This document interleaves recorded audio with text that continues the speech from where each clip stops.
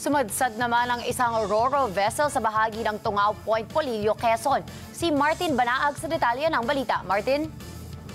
Sumadsad ang isang ro-ro vessel na MV Pirnia Francia Star Horse 1 sa vicinity ng Tungao Point, Polillo, Quezon, malapit sa Pantalan kaninang madaling araw.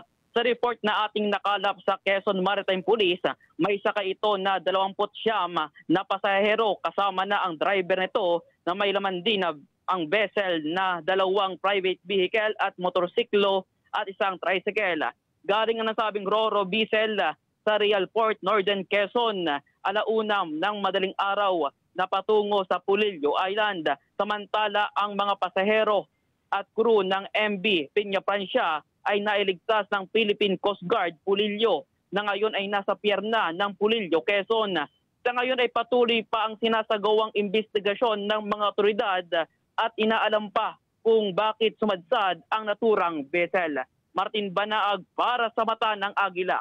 Matatag, matapang, matapat.